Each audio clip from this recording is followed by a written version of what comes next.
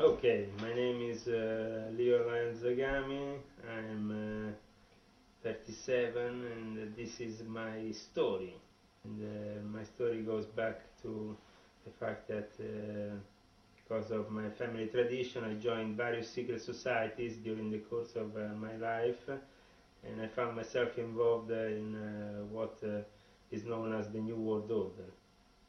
The New World Order is for some people a way to implement fascism on a global scale.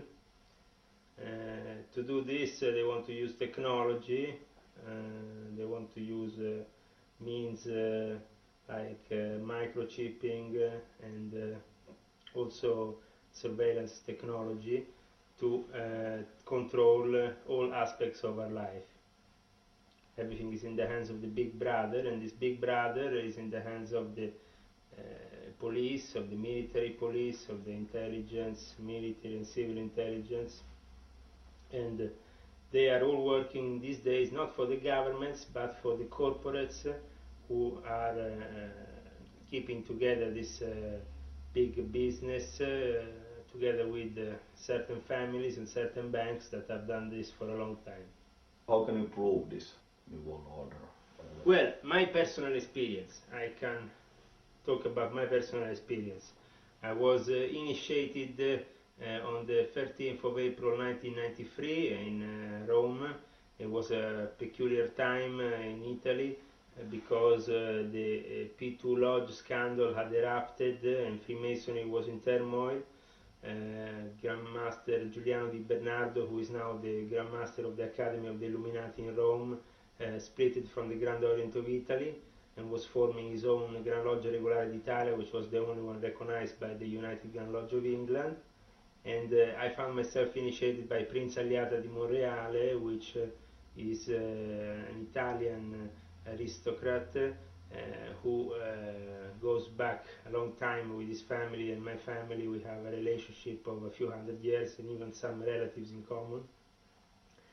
And he is the head, or used to be the head because now he's deceased, the head of the Order of the Sword and the Eagle, which was a Masonic order which I came to belong to. And then he also let's say directed me to what was to become the Monte Carlo Lodge, the Committee Monte Carlo, which was already a lodge and was to become a committee, a Masonic Executive Committee in 1999 that was to have people from all the various Masonic obediences, chivalric orders, secret societies, and work in a way above all these structures as a superstructure within the structure of the Illuminati, with this base in Monte Carlo, and Ezio Giunchiglia, who was the treasurer of the P2 Lodge, had this in mind. And the P2 Lodge position as treasurer was a very important one because the P2 Lodge also was connected with the Vatican Bank. Propaganda 2 was a lodge that was born already at the time of Garibaldi as a lodge propaganda. It was an old lodge, a lodge that existed for over 100 years, and that in the 60s came under the control of Licio Gelli. It was given to him by the Americans of the CIA, so he could control through this lodge all the VIP people in Italy who didn't want their name on the official Masonic list, but propaganda was always a reserved list, so the members were never made public. And the P2 Lodge was also, for that reason, they were members also of the Ecclesia Lodge. Ecclesia Lodge is the lodge inside the Vatican, because there is lodges of Freemasons inside the Vatican called Lodge Ecclesia. And P2 had many members of Lodge Ecclesia amongst them, and it functioned as a trade union between the Jesuits, the New World Order plans that they had, the Americans, CIA, and their own plans for the Gladio, the fighting of communism. And so in a way it functioned as a lodge that was supposed also to do propaganda. So you had journalists, you had writers, musicians, people from the world that could promote what they had, whatever was the topic they wanted to promote. Inside the lodges of the OTO, if you are in Moscow, in Russia, you have the poster of George W. Bush. You have and one of Satan next to him, and they say, "Hi Satan, hi Bush." For them, it's like they're very happy that George Bush is such an evil person. For Satanists, the core of it is to create an empire. That's why we used to have this thing, Heil Imperium, when we used to go around our lodges, and people used to salute us with this Heil Imperium, because the P2 became like an imperium. It was such a big myth. Even if the lodge was destroyed by the scandal, the surviving elements and the Committee of Monte Carlo were very powerful, and the P2 still has a big name. So a lot of people are involved with it.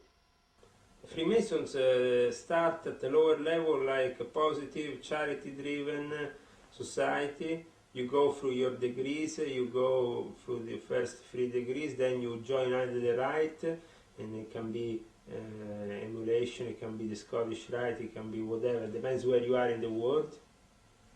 And when you join then these superior degrees, and also when you make active work in a Grand Lodge, if you are an officer and you reach the high levels as a Grand Officer, and you are in charge of a whole district of Freemasons, then you start becoming more and more conscious that you have contacts with certain forces behind the scenes. These forces influence politics, influence religion, influence all the topics that you shouldn't be discussing in Freemasonry, but they are actually discussed in secret. Can you name some famous Freemasons who are active in the world politics today? For example, first of all, we have the father of George Bush, George H. Bush. We have the son of George Bush, who is initiated in the Skull and Bones. We have John Kerry, also initiated in the Skull and Bones. We have people like Kissinger, who used to be in the P2 Monte Carlo Lodge, and is still a very powerful character in world politics. We have people like Gordon Brown or Tony Blair. Gordon Brown was decided to be a prime minister. I remember already when I was in Kirby Lodge in October or November 2003, I already knew that Gordon Brown would become prime minister. That they were using Tony Blair for a period of time until they needed him, and then they would just flush him down the toilet and replace him with somebody that they think was more suitable for the moment. So Gordon Brown was already there at that time. This was said to me by people in Kirby Lodge 2818. Was a lodge full of bankers, people from banks. It was a lodge founded by the Bank of England, and I was part of it for a period of time. It was one of the many lodges I became part of during my course of my years in Freemasonry, because my previous mentor, Principe Liada, said you have to be basically understanding that Italian Freemasonry is divided in many different sections, many different branches. There is many Grand Masters. So the best thing you can do is to go to England and become a member of the United Grand Lodge of England in order to regularize your position.